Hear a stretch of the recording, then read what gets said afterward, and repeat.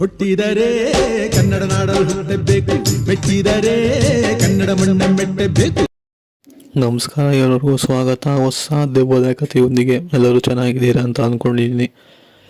ಈ ಒಂದು ಘಟನೆ ಆ್ಯಕ್ಚುಲಿ ಆಗಿರೋಬಿಟ್ಟು ಅರಸೀಕೆರೆಯ ಜಾಜಿಹಳ್ಳಿ ಅಂತ ಒಂದು ಊರಲ್ಲಿ ನಡೆದಿರುವಂಥದ್ದು.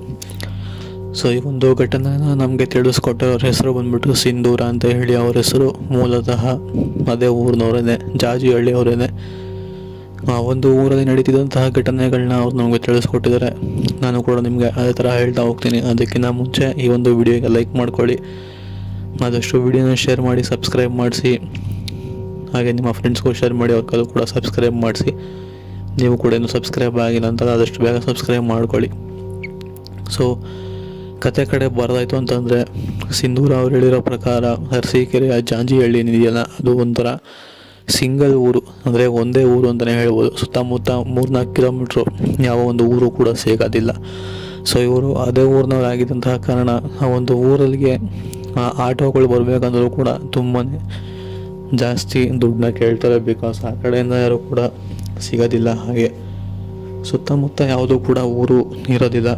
ಆದಂತಹ ಕಾರಣ ಅವರು ಸ್ವಲ್ಪ ಜಾಸ್ತಿನೇ ದುಡ್ಡನ್ನ ಕೇಳ್ತಾ ಇರ್ತಾರೆ ಆಟೋದವರು. ಸೊ ಇದನ್ನೆಲ್ಲ ಎಲ್ರಿಗೂ ಕೂಡ ಗೊತ್ತೇ ಇರುತ್ತೆ. ಬಿಕಾಸ್ ಊರು ಅಲ್ಲೂ ಆ ಸುತ್ತಮುತ್ತ ಎಲ್ಲೂ ಊರಿಲ್ಲ, ಆ ಕಡೆಯಿಂದ ಬರ್ಬೇಕಾದ್ರೆ ಜನ ಸಿಗಲ್ಲ ಅಂತ ಹೇಳಿದ್ರೆ ಯೂಶ್ವಲಿ ಎಲ್ಲ ಆಟೋದವರು ಕೂಡ ಹಾಗೇನೆ ಕೇಳುವಂಥದ್ದು. ಬಟ್ ವಿಷಯ ಅದಲ್ಲ. ಇವರು ಆ ಒಂದು ಜಾಜಿಹಳ್ಳಿಗೆ ಸಮಯ ರಾತ್ರಿ 9 ಗಂಟೆ ಮೇಲೆ ನೀವು ಎಷ್ಟೇ ಕಾಸು ಕೊಡ್ತೀನಿ ಅಂದರೂ ಕೂಡ ಆಟೋದವರು ಆ ದಾರಿಗೆ ಬರೋದಿಲ್ಲ. ಬಿಕಾಸ್ 9 ಗಂಟೆ ಮೇಲೆ ಆ ಒಂದು ದಾರಿಯಲ್ಲಿ ಯಾರೂ ಕೂಡ ಓಡಾಡೋದು ಇಲ್ಲ. ಅಕಸ್ಮಾತ್ ಆ ಒಂದು ಊರಿನವರೇ ಲೇಟ್ ಆಯಿತು ಮನೆಗೆ ಹೋಗೋದು ಅಂತ ಹೇಳಿದ್ರೆ ಆ ದಾರಿಯಲ್ಲಿ ಹೋಗೋದಕ್ಕೆ ತುಂಬಾ ಭಯ ಪಡ್ತಾರೆ. ಯಾಕಂತಂದರೆ ಸಿಚುವೇಶನ್ ಆ ಥರ ಇರೋವಂಥದ್ದು. ಈ ಹಿಂದೆ ಆ ದಾರಿಯಲ್ಲಿ ಒಂದು ಹೆಣ್ಣು, ಹೌದು, ಒಂದು ಒಬ್ಬಂಟಿ ಹೆಣ್ಣು ಸಮಯ ರಾತ್ರಿ 9:30 ಆಗಿರ್ಬೋದು, ಆ ಸಮಯದಲ್ಲಿ ನಡ್ಕೊಂಡು ಅದೇ ಜಾಜಿಹಳ್ಳಿಗೆ ಹೋಗಬೇಕಾದ್ರೆ ಯಾರೋ ಒಂದು 5 ಜನ ಆ ಒಂದು ಹೆಣ್ಣನ್ನು ಸಾಯಿಸಿರೋವಂಥದ್ದು.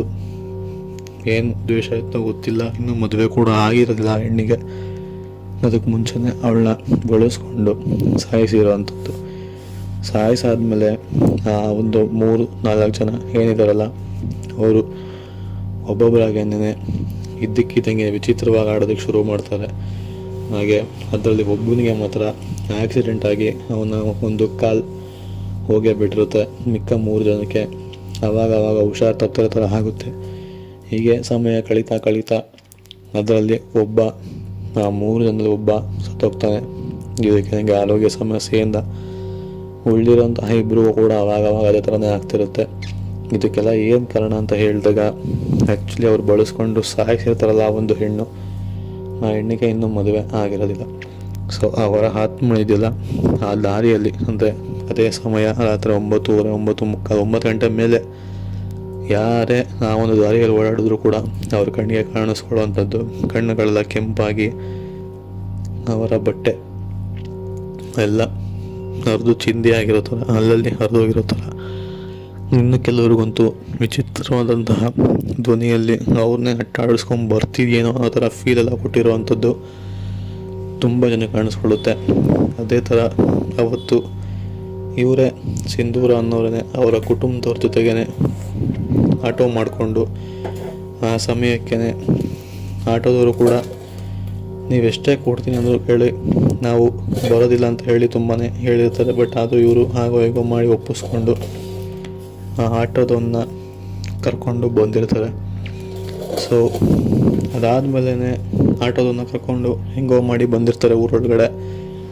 ಸೊ ಬರಬೇಕಾದ್ರೆ ಅದೇ ಒಂದು ಆಟೋಗೆ ಅದೇ ಹೆಂಗಸು ತುಂಡಾಗಿರುವಂತಹ, ಅಂದರೆ ಅಲ್ಲಲ್ಲಿ ಹರಿದಿರುವಂತಹ ಬಟ್ಟೆ, ಮೈಯೆಲ್ಲ ಧೂಳು, ರಕ್ತ, ಕಣ್ಣು ಪೂರ್ತಿ ಕೆಂಪಾಗಿರುವಂಥದ್ದನ್ನೆಲ್ಲ ಗಮನಿಸ್ತಾರೆ.